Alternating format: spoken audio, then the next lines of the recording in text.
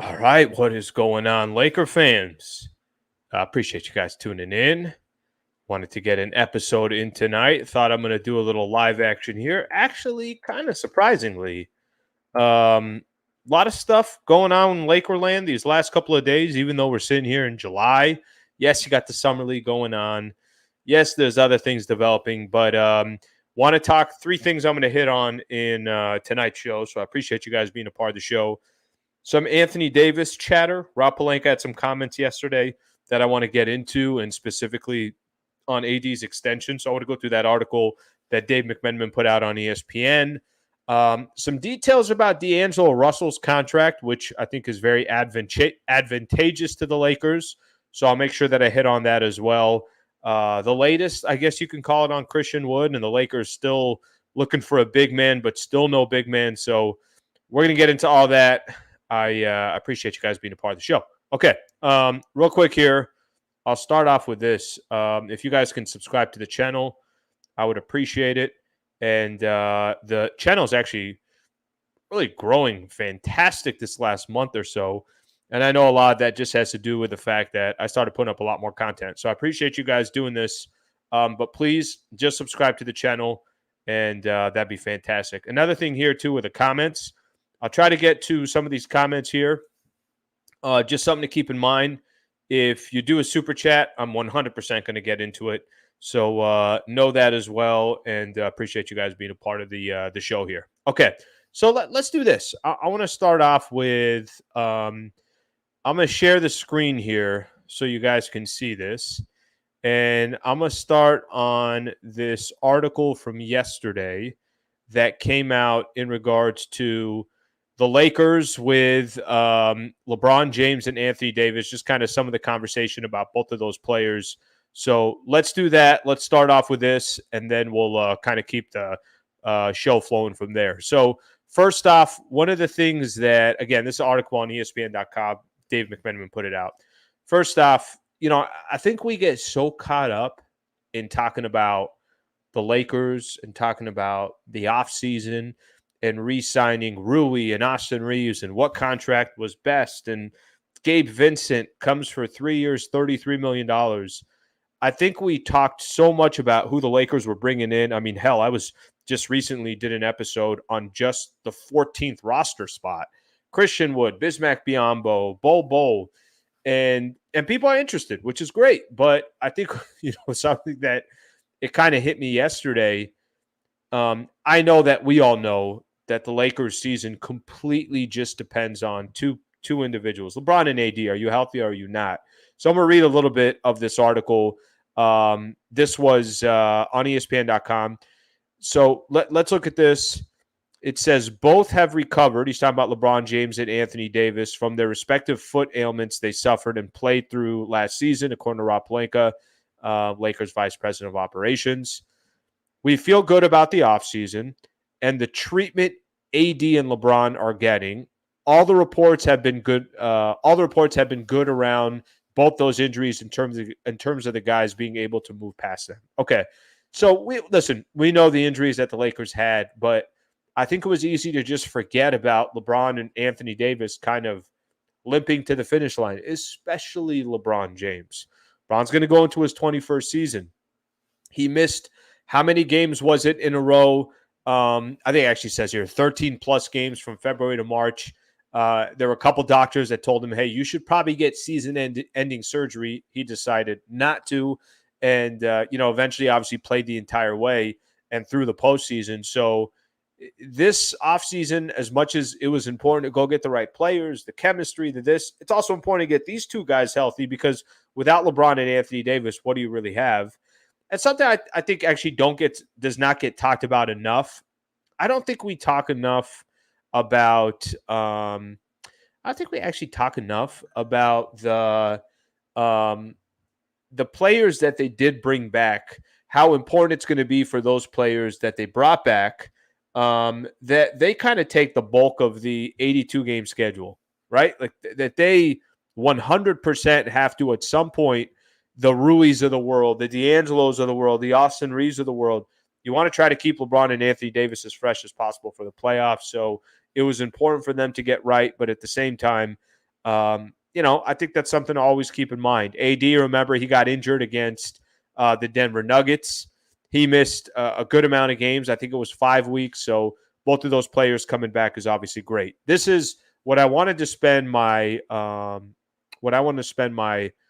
first topic on here.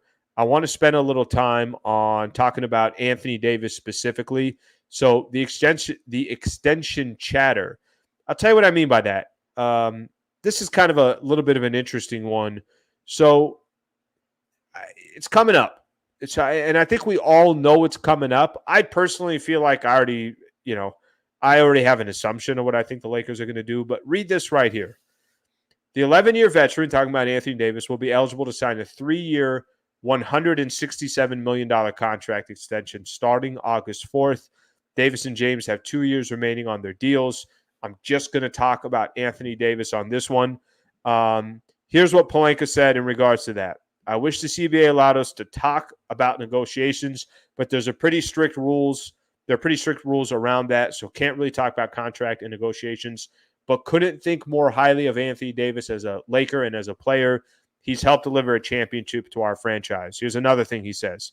He's an incredible captain and leader we saw last year, willing to play through a hard foot injury to get our team to the Western Conference Finals. So just love having him a part of our team. Okay, only compliments for Anthony Davis. This is going to come up sooner than you think. August 4th is not that far down the road, and someone who has a chance to sign a 3-year, $167 million contract extension, and a player like Anthony Davis, it's funny. I haven't really spent too much time with Laker fans getting their opinion on just what they think of the potential of signing Anthony Davis to a long-term deal, especially with a player who's most certainly been injury prone, most certainly for a player that has, unfortunately, over these 4 years that he's been with the Lakers, was healthy, won an NBA championship. Not healthy, Lakers out in the first round. Not healthy, Lakers don't make the playoffs and did not have a good roster.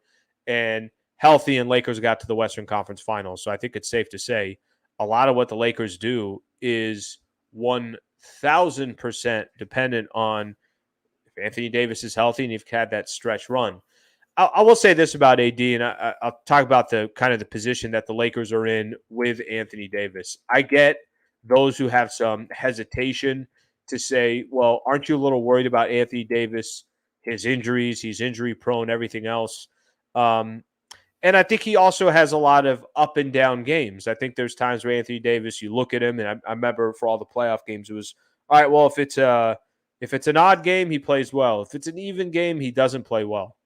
Let me kind of remind everybody the player that Anthony Davis is. For those who are questioning whether, Lakers should extend him another few years, I think this is the thing that you got to know about it. If the Lakers hypothetically decided not to extend Anthony Davis, he's going to go get paid somewhere else. So there will always be a market for a big man like Anthony Davis. And I know stats don't say everything, but he's 26-12 a game. And oh, by the way, he's one of the best defenders in the NBA. Even the games that Anthony Davis was not putting up big numbers in the playoffs, and trust me, I'm the first one to tell you, especially because I was doing the post-game show, or I was doing the pre-game show, or on YouTube, the post after the post. I first want to say, you can't have 14 points. I think the Lakers are going to win a game. You can't get to the free throw line 2 or 3 times. I think the Lakers are going to win a game. You can't have 8 or 9 shot attempts. I think the Lakers are going to win the game. So I think one of the things that always stuck with me with Anthony Davis was it did throw me off offensively why he was all over the place. But defensively, he's the best player on the floor. 95% of the time that he stepped on the floor, he was the best player on the floor.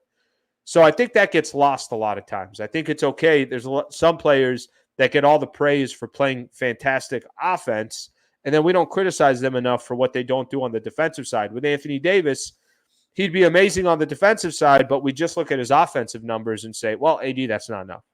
So I think we get caught up into that trap. As far as the actual extension, as far as, the amount of years and what you would offer to Anthony Davis, the 3 years, 167, I'm not saying it's not a small dollar amount, I'm not trying to sit here and tell you that the Lakers shouldn't negotiate and try to find a way to, see if they could get him for less money or whatever the case is.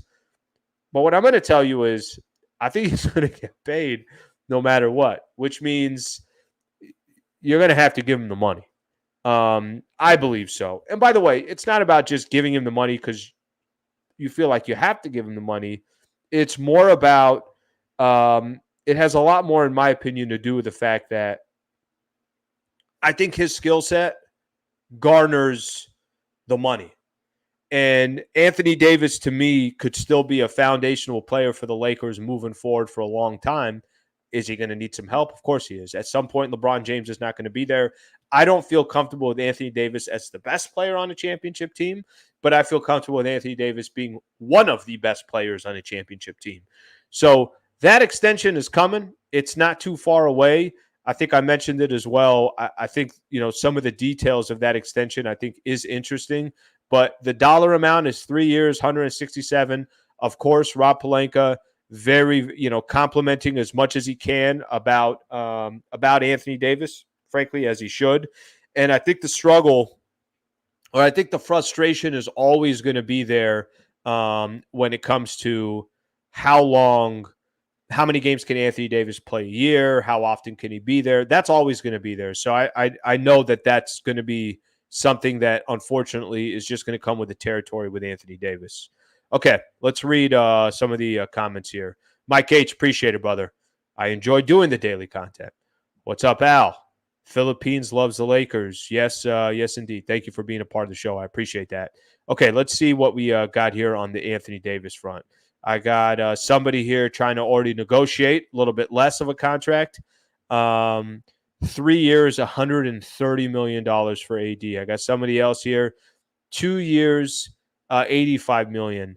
And then I got somebody else saying, do it in a heartbeat. We cooked without him. I will say this. Yeah, I'd be much more shocked if the Lakers don't extend Anthony Davis than if they did, right? If they extended him, it'd be like, okay, yeah, I get it. If they didn't extend him, that would more be the conversation than not. Let me got here. By the way, appreciate the super chat. If you throw in a super chat, I'm 100% going to read it here. So I want you to know that. Do you think organic growth with the guys we are bringing back will be enough to put us over the top? Okay, so I'll get back to some of this AD stuff, so you guys can feel free to chime in on some of this. But let me get to this super here real quick. Do I think it's enough to put them over the top?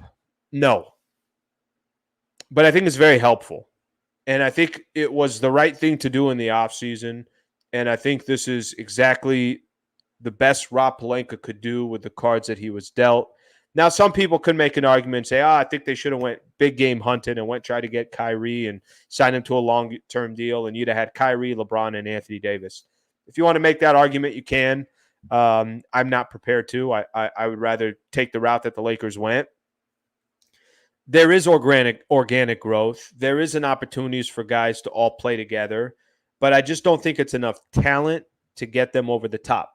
Here's a couple things that I'll keep in mind, or at least I'll mention. I think I mentioned this in the last video. You don't have to be the best team in July. You don't have to have the best roster in July, but you got to get closer to having the best roster by January 1st, certainly by February 1st. And the hope is by the time playoffs start, you made the changes that you needed to. Maybe you added some guys in the buyout market. Maybe you made a trade here or there. And now you have the best roster going into the playoffs.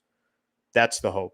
I think they'll be a lot better than they were a year ago just based on having time together. They went to the Western Conference Finals. Something else to keep in mind, too. Look, the best team in the West, the Denver Nuggets, they lost a couple key pieces. Bruce Brown was a really nice piece. Jeff Green was a really nice piece for them. They don't have both of those players. So something to keep in mind. The best team in the NBA, which they are, lost a couple pieces. So we'll see what type of effect that has on them moving forward. Let's see what else we got here.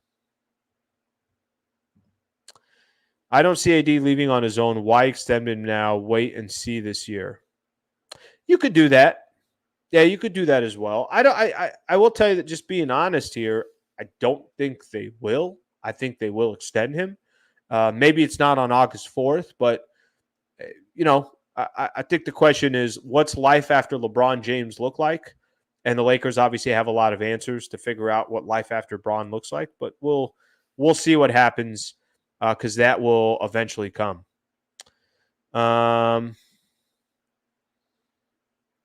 Why not re-sign him? Top 10 player when healthy, and if LeBron wants out, we don't want him back, or whatever reason you can trade him, he should still hold value. It's kind of funny. I think I'm getting from Laker fans, maybe this is a little 50-50 of, yeah, it's a no-brainer, just extend him. Or it's, yeah, what the hell are they doing? Why would they, extend a guy that has so much, so injury prone, I guess you can say. So it's interesting, all the different, it's interesting to have a little bit of the back and forth, I guess you can say. All right, see what else we got here.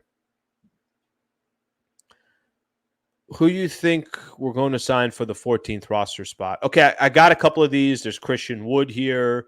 Give me Christian Wood and we're good. I know people want to go into that 14th spot. I'm going to get into that in just a second. So give me 2 minutes on that. I'm going to get into it. There's actually one other thing I got to get into first. Then we go from there. Other people pay him ASAP. So I think there's a interesting interesting balance. I think that's probably the best way to put it. A good balance here. All right, let's see what else. Hey, Slee, good to see you. Fist pumps or hands in the pocket? We'll throw some fist pumps out there. I know it's been a little while. You know what I mean? Pop, pop, pop. There's a place not too far from, I think I showed you guys actually yesterday.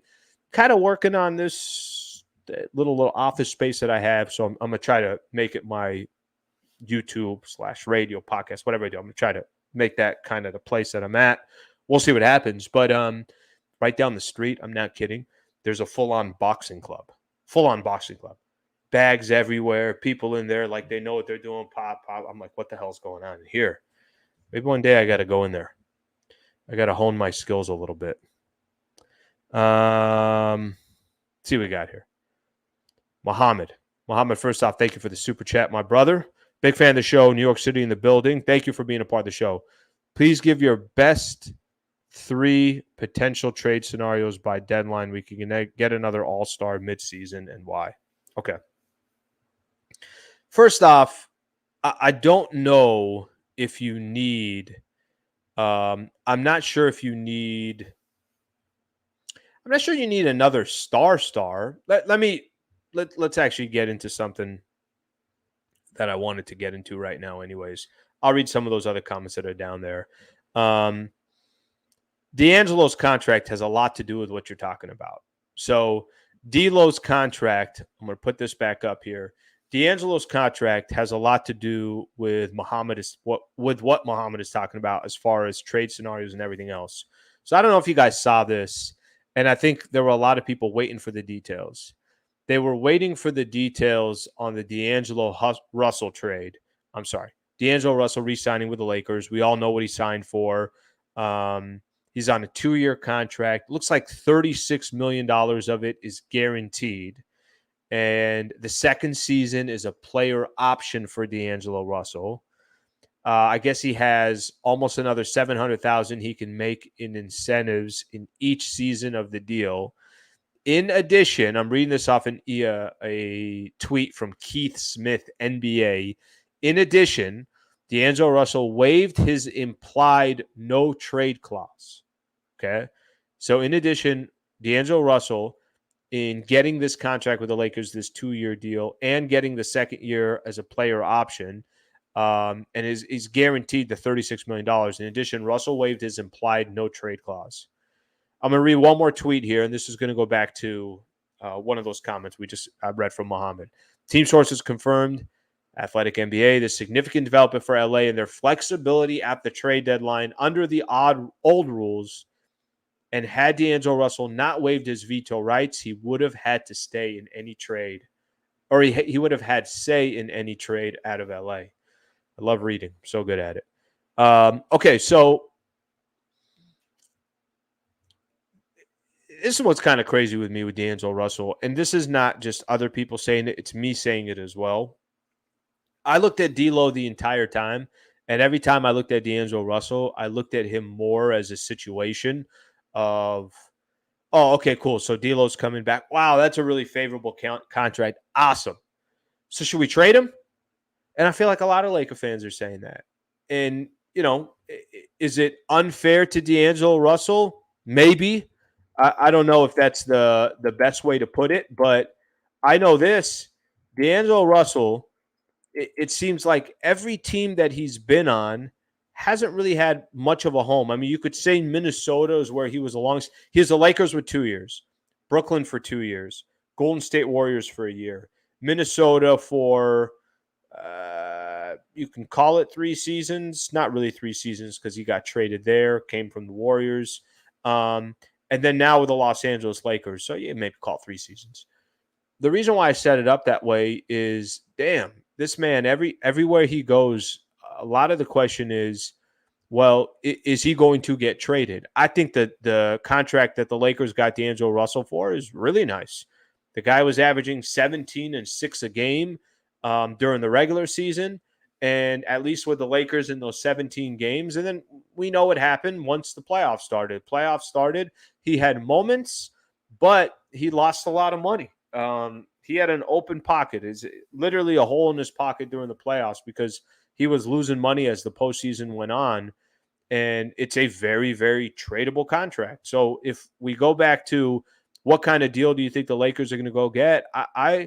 I've said this from the beginning, and I really do mean it. I wish the Lakers, I'd love to have a more talented point guard and more of a veteran who also has a ton of playoff experience. So we'll see what happens. I don't think I have 3 potential trade scenarios. I don't think I can name one player off just simply because we're so early in the game. The season hasn't even started.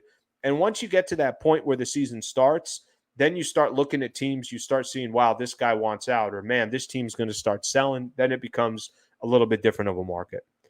All right, let's see what we have here. I got a lot of people that are defending Anthony Davis. AD was the best defensive player in the playoffs by far. He was incredible in the playoffs. Incredible. I mean, he'd have 4 or 5 block shots, and I'd be looking at the stat line, and I would be bitching and complaining that he had 9 shot attempts. But then I look a little bit further. It's like, damn, this dude had how many blocks? Here's another one, kind of going a little bit back and forth here as new people are coming into the chat. It's definitely smart to sign him to an extension. Talking about Anthony Davis. As we have seen in the NBA, every contract can be tradable. Plus, he can bridge the gap between Braun and the next guy is one of the best 2s in the NBA. I think it means 2-way players there.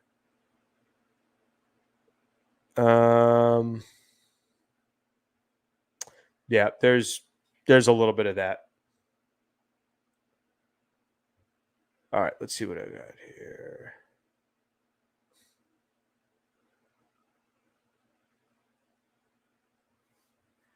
Okay. Let's see what they got. LeBron messed up his role and they barely played together. I don't know what that one means. All right. AD needs another stretch big. Okay, I'm going to get into the comment that I think some other people want to get into as well. Christian Wood tweet. So Christian Wood had sent out a tweet a little bit earlier. Was it today? Was it yesterday? When the hell was this? Looks like it was today. So Christian Wood put out a tweet. Yeah, it was earlier today. Bet on yourself and double down. Bet on yourself and double down. So it's interesting because the Lakers right now got 1 roster spot left. And, we obviously kind of know the situation. Technically, have 2 roster spots left, but they're going to leave 1 open. So their 14th roster spot is the question. What are the Lakers going to do with that 14th roster spot? And I've done some episodes of some different players that are out there. And to be honest with you, it sounds like where a lot of Laker fans are leaning most towards is Christian Wood, that they want to see Christian Wood end up with the Lakers. I still have a difficult time kind of fully understanding how Christian Wood, his value is only a minimum. And with a lot of teams out there that I'm sure want talent, need talent, he was with the Dallas Mavericks last year. I'm surprised that he's not getting more opportunities, but there must be a reason for it. And I'm not telling you that the man is not talented, because I think he clearly is. Go look at his numbers. He's got some talented numbers.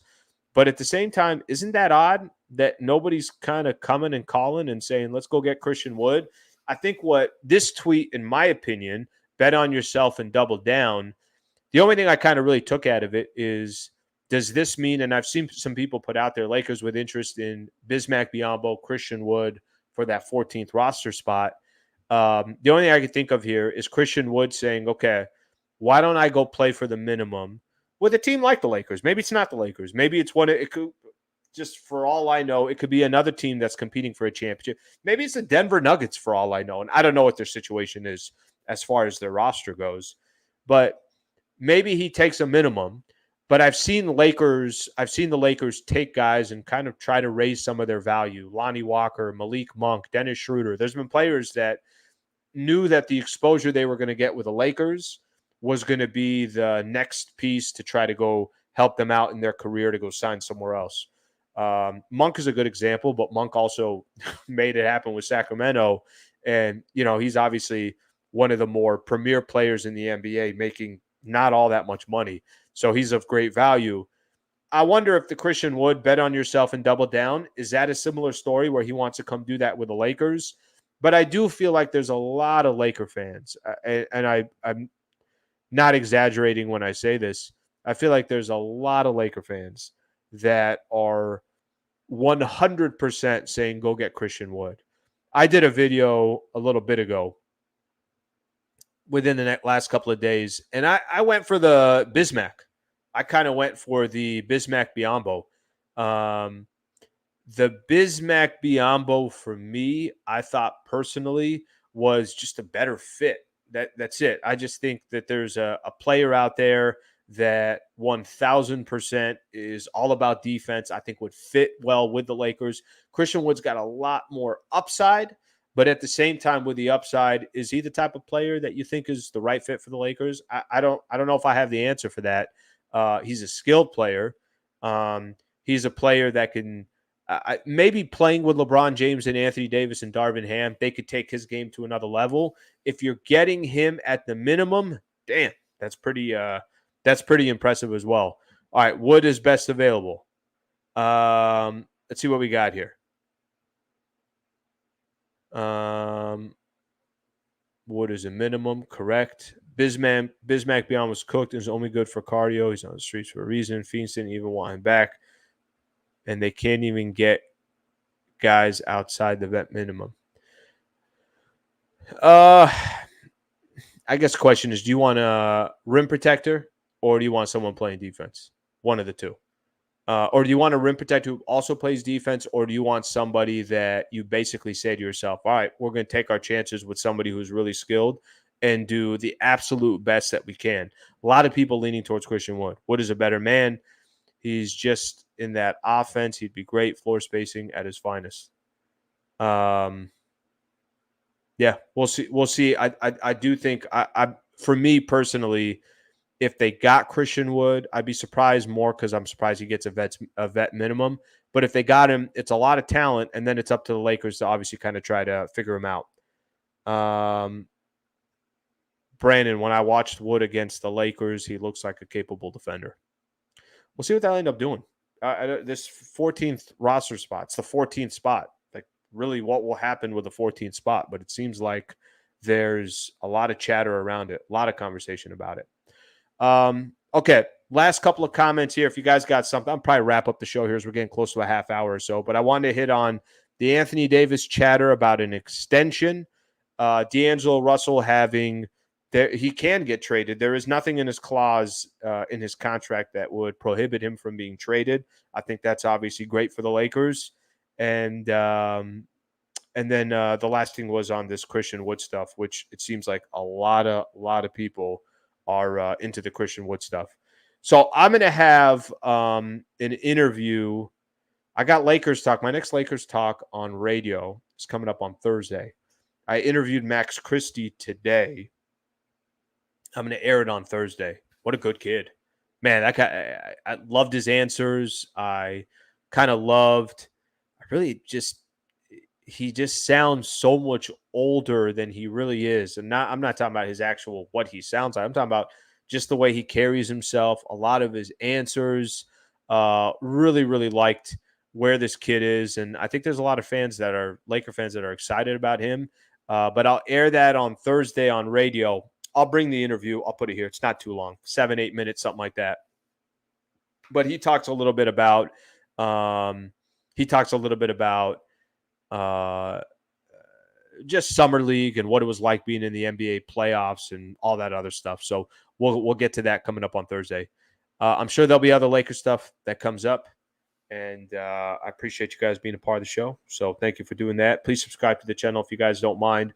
I'll continue to put up the content, and I appreciate you guys taking the time to do this. Thanks, Laker fans. Appreciate it. NBA fans, we will get you guys probably with something back tomorrow.